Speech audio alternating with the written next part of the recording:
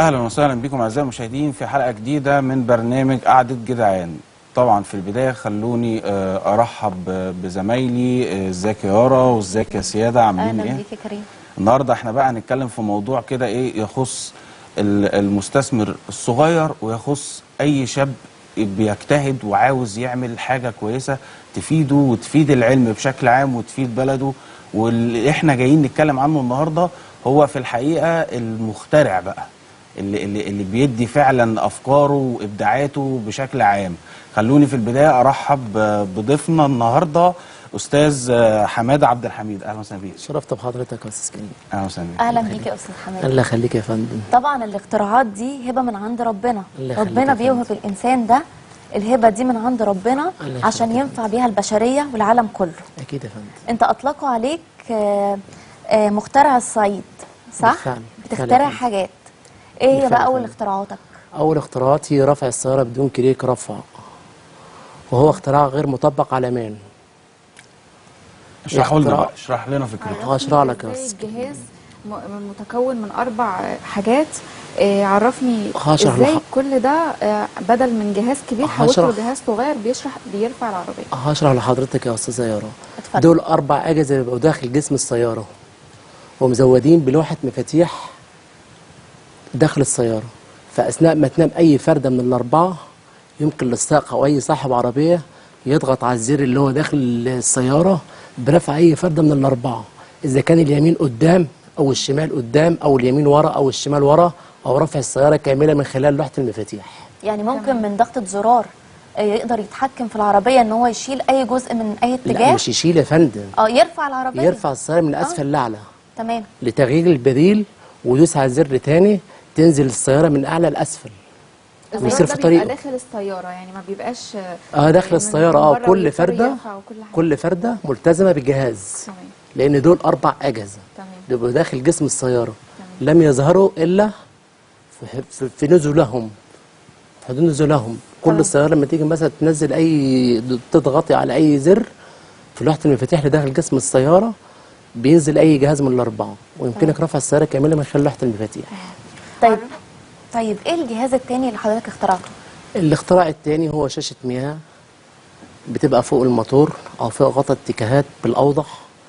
دي بتظهر اذا كانت الميه اذا كان بيها شوائب او مظبوطه او ناقصه او غير ذلك، تمام. لان بتسبب حروق وجه والكلام من ده. لو في مثلا عربيه مثلا جايه من مسافات بعيده، مجرد ما بتفتح هتسير المياه وكده. ازاي الجهاز اصلا بيتجنب حدوث اي حاجة تحصل في العربية؟ ازاي عملت كده؟ حضرتك ما انت ده يا استاذه يارا، مجرد ما انت بتفتحي كبوت السياره بتظهر لي، يعني بتبص للشاشه بتشوفي شاشه المياه قدام عينيك كده، اذا كان فيها الميه دي اذا كان بها صدى او بها شوائب او ناقصه او مظبوطه، وبتتجنب حروق الوجه وكده. طب انا عاجبني ان انت الاختراعات اللي انت كنت وريتها لنا ان انت بتستخدم فيها ماتيريال بسيطه جدا وحاجات سهله، يعني ممكن اي حد يعملها، بس هي اللهم ان الفكره ان انت اللي بدات بده واجتهدت واشتغلت عليه. بالفعل يا فندم. انت بقى مين اللي شجعك على القصه دي كلها ومين اللي وقف في ظهرك؟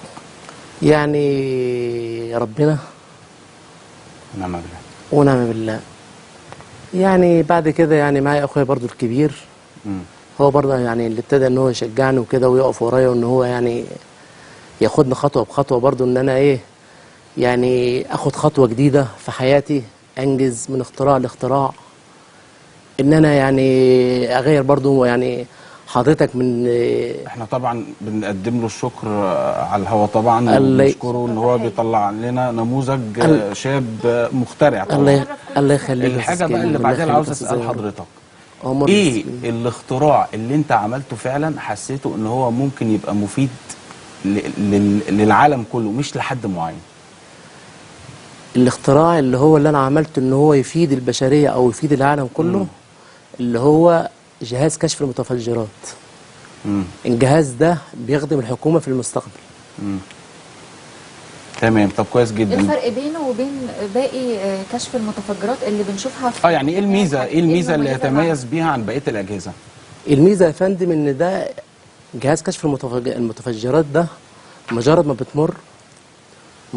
ما بتمر عليه العربيه بيكشف العربيه اذا كان بيها ايوه. متفجرات او اي مواد اخرى. طيب انت في جهاز ثالث بيخدم. اخترعته صح؟ ايه هو الجهاز الثالث اللي حضرتك اخترعته؟ الجهاز الثالث اللي هو حمل الموتوسيكل الرئيسي. حمل الموتوسيكل الرئيسي. اه ده فاثناء يعني بيتركب فين في الموتوسيكل مثلا؟ ده الحمل الرئيسي ده بيبقى في المكنه في الشاسيه نفسه. في الشاسيه. موجود تمام. في الشاسيه. انا كل مزود ليه 4 بليات. تمام. ده اللي هو اختراع المميزات بتاعت اختراعي. فاثناء ما تنام اي فرده من الاثنين اذا كان الخلفيه او الاماميه، الصاغ بينزل الحامل وبيمشي عليه لابعد مسافات وبيحل له مشكله اللي هو ممكن تقابله او اي عقبه تقابله في الطريق. عملت اكتشاف او جهاز لرفع الاطارات؟ عامل له ماكيت عندي في الورشه. بس لسه ما تنفذش حاليا. يعني لا، حضرتك ما عملت تنفذش. الماكت. هو شغال عليه. حضرتك شغال انا عليه. شغال عليه آه. وكده وعايز مصنع ان انا اقدر انفذ فيه اختراعاتي وكده. يعني نبدا ناخد من هنا بقى سؤال مهم جدا. انت شايف ان الاختراعات او الاجهزه دي كلها ممكن تفيد ايه في الحته الصناعيه؟ يعني هل اكتر حاجه تقدر تفيد بيها مثلا هل هي مصانع العربيات ولا في اتجاهات اخرى غير المصانع دي؟ بالنسبه لايه يا استاذ كريم يعني؟ يعني بالنسبه الأجهزة دي بتاعتك. ان المصانع دي تقدر تقف معاك وتدعمك في مشروعك، او تقدر حتى تستخدم الماتيريال بتاعتك او الاختراعات دي وتطبقها على نظام التصنيع الخاص بيها. بالفعل يمكن. طيب هي الاجهزه بتاعتك دي بتشتغل على كل العربيات كل الماركات؟ على كل العربيات بس بتختلف من حجم لحجم. يعني من حجم لحجم بتختلف في يعني النوع. من ملاكي لنص آه. نقل، من نص نقل للنقل التقيل، لان كل جهاز له مقاسات معينه. ممكن يعني نرجع بتعمل كل مقاس على حسب العربيه، على حسب نوع العربيه. اكيد طبعا. تمام. ممكن نرجع للاختراع الثاني اللي هو غطاء الموتور، اللي هو فلاتر بتخلي الحوادث ما تبقاش كتير. اللي بتنقي المياه. بتنقي المياه، بس دي شاشه مش فلاتر.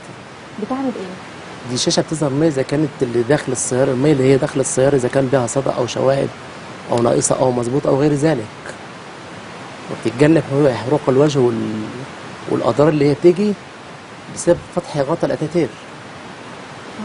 تمام. طب ما فيش مره وقفت مع نفسك وقلت تراجع يعني في اللي انت بتعمله، او في مره كده قعدت مع نفسك خفت لقيت ان انت تفكر انت تخترع حاجه او كده، او خفت ان انت حلمك ده ممكن يروح منك او حاجه؟ لا يا فندم، انا اقدر اقول لك يا استاذه سياده ان انا الاختراعات دي شغال فيها من 2005. يعني بدات من 2005؟ من 2005 شغال على الاختراعات دي. نفذتها بالفعل على ارض الواقع ولا لسه لغايه دلوقتي؟ مسجل من 2009 في اكاديميه البحث العلمي. ما شاء الله.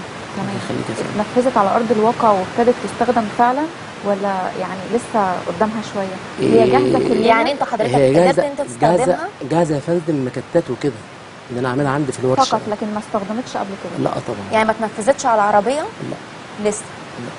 تمام. طيب وعاوز اسالك بقى، انت بقى شايف ايه الحاجات اللي انت محتاجها من دعم او مقومات بشكل عام عشان الاختراعات بتاعتك دي توصل وتستمر وتفيد الناس؟ يعني يا فندم انا عايز دعم اذا كان من الدوله او من رجال الاعمال، لان انا اقدر اكمل ان انا انفذ اختراعاتي دي. يا استاذ كريم، انا كل اللي انا بحلم بيه، انا من 2005 شغال على اختراعاتي دي لحد وقتنا هذا. ما حلمتش في يوم ان انا ابقى نجم او مشهور. انا كل اللي انا بحلم بيه ان انا افتح خط انتاج داخل بلدي، اقدر افيد بلدي وانفذ اختراعاتي دي داخل بلدي واصدر طبعاً ده للعالم. اكيد بالظبط. يعني انت عاوز تفيد بشكل عام انه وأصدر الصناعه لل- المحليه والمصريه. واصدر للعالم بالظبط. اختراعاتي. طيك ربنا قول لي ان شاء بقى الله يحقق لك. الله يخليك يا فندم. يعني- الافكار الجايه اللي انت ناوي تشتغل عليها ايه؟ او الاختراعات الجايه؟ يعني اقدر اقول لك يعني ربنا يسهل. يعني ايه الحاجه اللي موجوده عندك ماكت دلوقتي ممكن تقول لنا عنها؟ الماكيتات وكده. الحاجات اللي انت شغال عليها اوريدي. حاجه دلوقتي انت عاملها تحت ماكت يعني الانشاء هتعملها دلوقتي وشايف ان هي، ولا انت مش حابب تحرق زي المفاجأة؟ الاجهزه؟ هو عنده مفاجاه بس هو مش عايز يصرح بيها غير لما تتنفذ. انا هعمل ماكيتات صغيره كده يا استاذ كريم يا استاذه سياده. تمام. يعني لو حابه برضه حضرتك ان انا برضه يعني اوريها لحضرتك برضه مفيش مشاكل. تمام ان شاء الله. يعني انت بجد انا احنا مش شفنا عارفه حاجة اشكرك جميلة ازاي. جدا الله دلوقتي، الله يخليك. والاختراعات بتاعتك كانت عظيمة وجميلة، ولو اتنفذت على أرض الواقع هتبقى بجد كويسة جدا للدولة. هو موهوب الله جدا يخليك يا يعني أستاذة يارا. موهوب وعندك موهبه ما شاء الله، بدات ان انت تبدا فيها طب وتبدع في كلمه فيها. اخيره كده، اتفضل يا حابب استاذ. تنصح الشباب اللي مثلا يعني اغلب الشباب بيقول لك طب انا هخترع واعمل، ما ده يمكن ده مجهود مهدر وخلاص وممكن ما يوصلش في الاخر، حابب تنصحه بايه انه يستمر على دوت لحد ما تيجي الفرصه الحقيقيه وربنا يكرمه فيها؟ انصحه يا استاذ كريم ان انا اقول له كمل، ما تخليش اي عقبه تقف في طريق حياتك. انا من 2005 شغال على اختراعاتي ولحد هذا اللحظه دي مكمل بالظبط. طبعا لحد ما انا اوصل لهدفي ان انا افتح خط انتاج داخل بلدي انفذ فيه اختراعاتي واصدرها للعالم. استاذ حماده عبد الحميد، انا حابب اشكرك جدا جدا، وطبعا انا بضم صوتي لصوتك، ويعني طبعا شاب جميل، شاب مبدع، شاب مخترع، بدأ من الورشه بتاعته مش محتاجه امكانيات كبيره، مش محتاجه حاجه، وقدر انه فعلا يطلع اجهزه وحاجات كويسه جدا تفيدنا في المستقبل، مش بس تفيدنا احنا، تفيدنا وتفيد العالم كله. الحقيقه انا بشكرك جدا في نهايه حلقتنا النهارده، وحابب اشكركم وحابب اشكر كل الجمهور.